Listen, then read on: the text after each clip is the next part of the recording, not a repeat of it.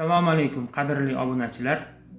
Bilasizki, shoh va mutafakkir Abulg'ozi Bahodirxon Shajarai Turk deb atalmish kitob yozgan.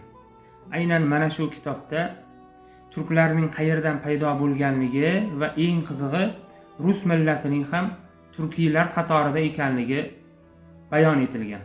Mana shuni sizlarga o'qib bermoqchiman. Nuh alayhissalom 3 o'g'lining har qaysisini bir yerga yubordi. Xom otli o'g'lini Hindiston yurtiga yubordi. Som otli o'g'lini Eronni zaminga yubordi va Yofas otli o'g'lini qutbi shimoliy tarafga yubordi. Taqi uchiga ham aytdikim, odam farzandlarimdan siz uchingizdan o'zga kishi qolmadi.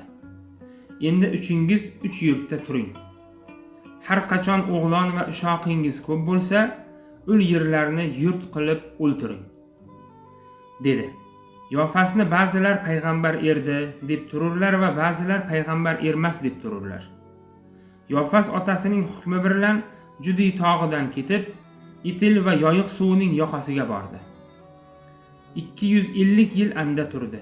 Taqi vafot etdi. 8 o'g'li bor erdi. Avlodi bisyor ko'p bo'lib erdi. O'g'lonlarining otlari munlar turur. Turk, Xazar, Saqlab, Rus, Ming, Chin, Kamari, Tarix.